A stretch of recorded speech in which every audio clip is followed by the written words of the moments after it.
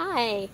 For my demonstration speech for my class, I chose to do a demonstration on how to pot an aloe plant. For this demonstration, I decided to choose a pot like this one. And when we are planting a aloe vera, we want to make sure it has plenty of room to drain water, because aloe vera is one of those plants that are dry. They're from a dry, hot area of like Arizona, of that nature. So when we want to plant a aloe vera, we want to start with small flat rocks in a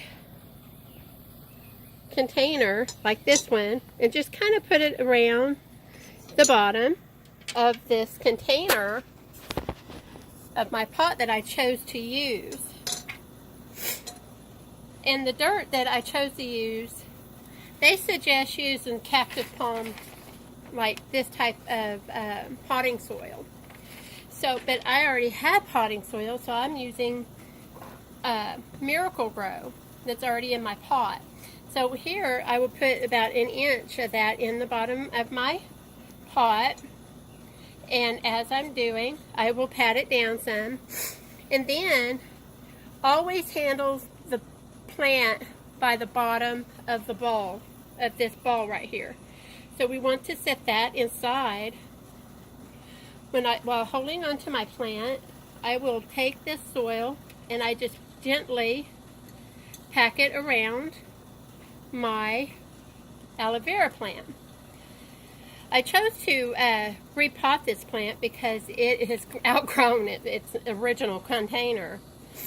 But aloe vera is one of those plants that you can plant outside, especially if you live in a dry, hot area in the United States. So as I'm planting this in this pot, you can tell it's top heavy.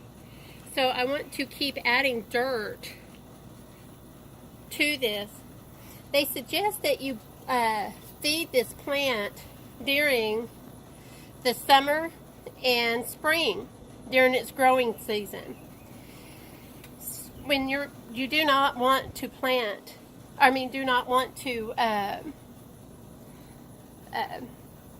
feed these plants during the winter and fall, because it's not good for them. So as I'm sitting here doing this, I keep packing down the dirt little at a time, and just keep packing it down until the plant itself is stable. As you can tell, it's not quite there. And after you transplant a plant, especially an aloe plant, you want to water it 3 or 4 times until it's, and then not water it anymore after about a week, and let the soil be totally dry to the touch. So just want to make sure that your plant stays healthy.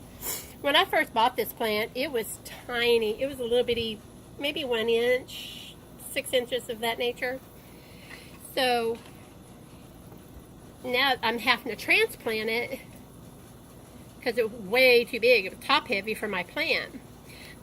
Most your greenhouse people that does this suggest that you buy a pot that is bigger, round at the bottom and kind of smaller at the top, because these type of plants do get kind of top heavy.